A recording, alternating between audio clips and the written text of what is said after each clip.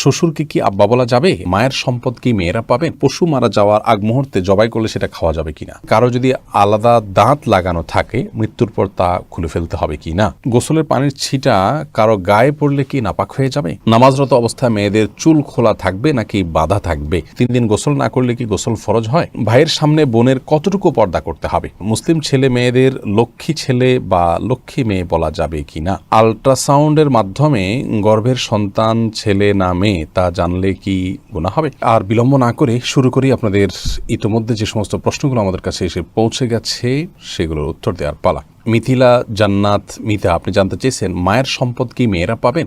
বোন মিথিলা, মায়ের সম্পদ মেয়েরা পাবেন, ঠিক বাবার সম্পদ যে হারে পান সে হারেই। আমরা অনেকেই মনে করি যে বাবার সম্পদের ভাগ বোধ হয় একভাবে হয়, মায়ের সম্পদের ভাগ বোধ হয় আরেকভাবে হয়। এটি ভুল ধারণা।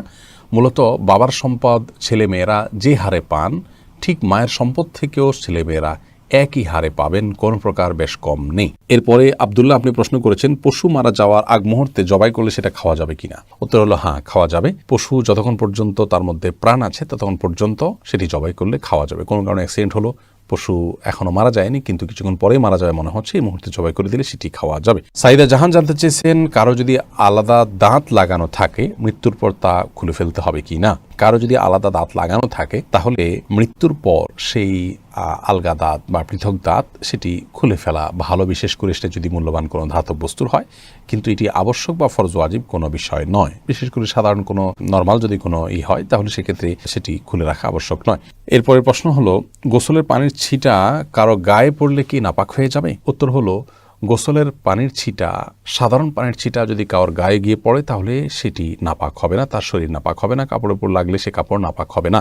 তবে শরীরে যদি কোথাও দৃশ্যমান নাপাক থাকে শরীরের উপরে, সেই জায়গাতে পানি পড়ে এবং সেই পানিটা গিয়ে নির্দিষ্টভাবে কারোর গায়ে লাগে তাহলে সেই অংশ যে অংশে লাগবে শুধুমাত্র সেই অংশটা নাপাক হবে, সেটিকে ধুয়ে ফেললেই পাক হয়ে যাবে।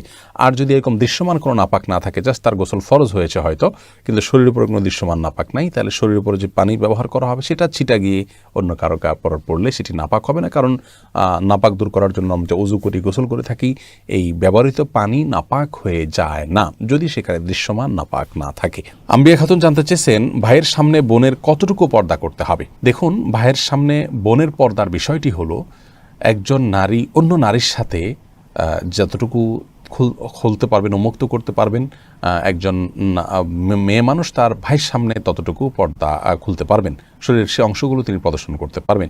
এটাকে আমরা আরও স্পষ্ট করে যদি বলতে যাই তাহলে এভাবে বলতে পারি যে একজন নারী তার আপন ভাইয়ের সামনে তার শরীরের যে অঙ্গগুলো সচরাচর তিনি খুলে রাখেন, বাবার শরীরে খুলে রাখা হয় মাহরামদের সামনে, সেগুলো তার সামনে খুলে রাখতে পারবেন। যেমন চেহারা, মাথার চুল, এমনকি গলা, এগুলো খোলা রাখা যেতে পারে। হাতের গোছা, পাও, এগুলো আপনার ভাইয়ের সামনে আপনি খুলতে পারেন এবং বাবার সামনে এগুলো প্রদর্শন করতে পারেন।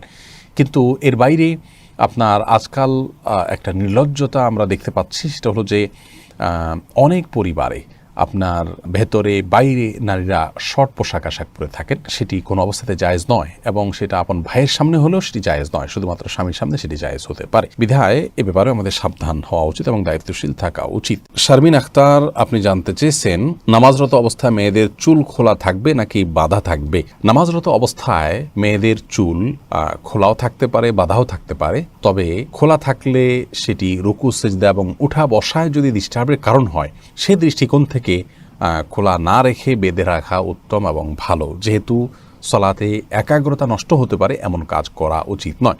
আর যদি এরকম কোনো ব্যাপার না থাকে, উঠা বসা রুকু সিজদাতে কোনো প্রকার সমস্যা না হয়, তাহলে তিনি চুল খোলা রেখেও নামাজ পড়তে পারেন, তবে চুল তাকে ঢেকে রাখতে হবে। অর্থাৎ বড় কোনো ওড়নার মাধ্যমে এই চুলগুলোকে ঢেকে রাখতে হবে, যিনি রুকুতে সিজদায় উঠা বসায় কোনো অবস্থাতে যেন চুলের কোনো অংশ প্রকাশিত না হয় সেদিকটি খেয়াল রাখতে হবে। হোসাইনা খাতুন আপনি জানতে চেয়েছেন 3 দিন গোসল না করলে কি গোসল ফরজ হয়? না, 3 দিন গোসল না করলে গোসল ফরজ হয় এমন কোনো কথা নেই। অনেকে মনে করেন যে 3 দিন বা এতদিন গোসল না করলে তখন গোসল করতে হয় ফরজ হিসেবে। গোসল ফরজ হয় শুধুমাত্র মেয়েরা মাসিক থেকে পবিত্র হলে এবং সন্তান প্রসব পরবর্তী যে ব্লিডিং আছে সেটি থেকে পবিত্র হলে এবং নারী পুরুষ উভয়ের বীর্যপাত হলে সহবাসের পর, এই জায়গাগুলোতে গোসল করা ফরজ বা আবশ্যক। এছাড়া এতদিন গোসল না করলে গোসল আবশ্যক হবে এমন কোনো কথা নেই। কেউ গোসল করা ছাড়া 5 দিন 7 দিন 10 দিনও যদি থাকেন তারপরেও গোসল ফরজ হয় না। তবে হ্যাঁ, এরকম দীর্ঘ সময় গোসল না করে থাকা এটা অনুচিত, কারণ পরিচ্ছন্নতা এটা ঈমানের অংশ, এটা নেকামলের অংশ। সেই জায়গা থেকে যত অল্প সময়ের মধ্যে সম্ভব, বিশেষ করে গায়ে যখন দুর্গন্ধ হয়, ঘামের গন্ধ হয়, তখন ঘামের গন্ধ এবং শরীরের ময়লা ইত্যাদি এগুলো দূর করবার জন্য গোসল করা উচিত। বিশেষ করে আজকাল আমরা মানুষের মাঝে যেতে হয়, মসজিদে যেতে হয়, তো শরীরে দুর্গন্ধ নিয়ে গেলে অন্যের কষ্টের কারণ হবে, সেই কারণে গোসল করা উচিত। সেটা একদিনে হোক, 2 দিনে হোক, বা যতটুকু সময় সম্ভব। কিন্তু এত সময়ের মধ্যে না করলে গোসল করা ফরজ হয়ে যায় এমন কোনো কথা নেই। এরপরে জেন্টেলম্যান আইডি থেকে আপনি জানতে চেয়েছেন, মুসলিম ছেলে মেয়েদের লক্ষ্মী ছেলে বা লক্ষ্মী মেয়ে বলা যাবে কি না?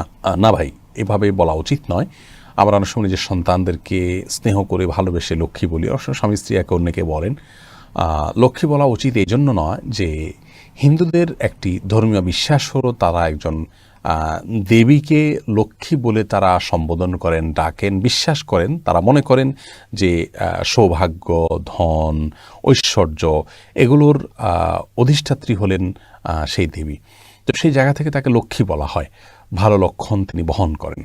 তো নিজের সন্তানকে বা প্রিয় কোনো মানুষকে যদি আপনি লক্ষ্মী বলেন, কেমন যেন আপনি সেই বিশ্বাসকে স্মরণ করে তাকেও ভালো লক্ষণ বহনকারী ওই দেবীর মতো, যদি আপনি এরকম মনে করে করছেন না, কিন্তু তার সাথে সাদৃশ্য হচ্ছে, সে বিশ্বাসের সাথে কিছু দিক থেকে বাহ্যিকভাবে হলেও মিলে যাচ্ছে। আর শিরক এবং মুশরিকের বিশ্বাসের সাথে বাহ্যিকভাবেও সাদৃশ্য হয় এমন কোনো কাজ একজন মুসলমানের করা উচিত নয়। সেই জায়গা থেকে লক্ষ্মী ছেলে, লক্ষ্মী মেয়ে বলাটা অনুচিত। এরপরের প্রশ্নটি করেছেন আখতার হোসাইন, আপনি জানতে চেয়েছেন আল্ট্রাসাউন্ডের মাধ্যমে গর্ভের সন্তান ছেলে না মেয়ে তা জানলে কি গুনাহ হবে? দেখুন, আল্ট্রাসোনোগ্রামের মাধ্যমে গর্ভের সন্তানের অবস্থা যদি জানা যায় এবং ডাক্তাররা যে তাদের অভিজ্ঞতার আলোকে এবং বিভিন্ন থিওরির ভিত্তিতে তারা যে বলেন যে ছেলে বা মেয়ে, এটি জায়েজ আছে, কোনো অসুবিধা নেই। আল্লাহ রাব্বুল আলামিন যে বলেছেন গর্ভে কি আছে সেটি আল্লাহ ছাড়া কেউ জানেন না, এর মাধ্যমে এটি মূলত এই পর্যায়ের কথা আল্লাহ তাআলা বলেননি। তার মানে কোন সময় গর্ভে কি যাচ্ছে না যাচ্ছে এবং কোন বীর্যে, কোন শুক্রাণুতে কি সন্তান আছে না আছে সেটি আল্লাহ ছাড়া কেউ জানেন না। আল্ট্রাসোনোগ্রামের মাধ্যমে সাধারণত ডাক্তারগণ একটা পিরিয়ড পার হওয়ার পর, একটা সময়ে পৌঁছার পর, কয়েক মাস পর সেটি বলতে পারেন। অতএব সেটা একটা অনুমান, সেটা একটা ধারণা, তারা যা দেখেন সেই অনুযায়ী তারা বলে থাকেন। অতএব কারোর দেখা জিনিস কেউ বললে সেটাকে বিশ্বাস করা যেতে পারে এবং সেটা গ্রহণ করলে বা সেটা তাদের কাছে জানতে চাইলে এটি গায়েবের প্রতি বিশ্বাসের শামিল হবে না, এটা জায়েজ হবে ইনশাআল্লাহ। বদির আলম, আপনি জানতে চেয়েছেন শ্বশুরকে কি আব্বা বলা যাবে আর তার সাথে কতটুকু পর্দা করতে হবে? দেখুন, শ্বশুরকে বাবা বলা যাবে, কোনো অসুবিধা নেই। আল্লাহ রাব্বুল আলামিন কোরআনে হাকিমে যে বলেছেন উদউহুম লিআবাইহিম হুয়া আকসাতু ইনদাল্লাহ, অর্থাৎ সন্তানদেরকে তাদের বাবার, জন্মদাতা বাবার সাথে সম্বন্ধ করে তাদেরকে ডাকো, অন্য কাউকে বাবা ডেকো না, তাদের বাবা হিসেবে অন্য কাউকে সম্বোধন করো না। এখানে যে আল্লাহ রাব্বুল আলামিন নিষেধ করেছেন অন্য কাউকে বাবা বলতে, তার অর্থ হলো অন্য কাউকে বাবার জায়গায় যদি কেউ বসান এবং ধরুন সার্টিফিকেটে, পাসপোর্টে, এনআইডিতে এবং বিভিন্ন ডকুমেন্টসে এবং মানুষের সামনে যদি এমনভাবে অন্য কারোর নাম বাবা হিসাবে তিনি পেশ করেন যে তাকেই বরং সমাজের মানুষ তার জন্মদাতা মনে করেন, সেটি নিষেধ। শ্বশুরকে যদি কেউ বাবা বলেনও, সেক্ষেত্রে সমাজের সবাই জানেন যে এই ভদ্রলোক তার জন্মদাতা পিতা নন, এটা সম্মানসূচকভাবে শুধুমাত্র বলা। অতএব ইন্নামাল আমালু বিন্নিয়াত, আপনি তাকে বাবা বলতে যেটা বোঝায় মানুষ, সে অর্থে বাবা বোঝাননি, যার কারণে শ্বশুরকে বাবা বলাতে কোনো অসুবিধা হবে না ইনশাআল্লাহ বিইذনিল্লাহ। শ্বশুর সাথে কতটুকু পর্দা করতে হবে পুত্রবধূর? এর উত্তর হলো একজন মাহরামের সাথে যতটুকু পর্দা করবেন আপনি আপনার নিজের বাবার সামনে যতটুকু পর্দা করবেন, নিজের ভাইয়ের সামনে যতটুকু পর্দা করবেন, তার সামনে ততটুকু পর্দা করবেন। চেহারা এমনকি মাথার চুল ইত্যাদি খোলা থাকলেও গুনাহ হবে না, পর্দার লঙ্ঘন হবে না। হাতের তালু এবং বাহ্যিক অংশ, পায়ের বাহ্যিক অংশ এগুলো আপনি খোলা রাখতে পারেন তার সামনে। একই কথা প্রযোজ্য হবে শাশুড়ির বেলায় এবং জামাইয়ের বেলায়। জামাই তিনি শাশুড়ির এই চেহারা, হাত এবং পা এই অংশগুলো দেখতে পারবেন। তার মায়ের, তার বোনের যে অংশগুলো তিনি দেখতে পারেন, ইনিও তার মাহরাম হয়ে গেছেন, সেই হিসাবে তারও সেই অংশগুলো দুটো দেখতে পারবেন।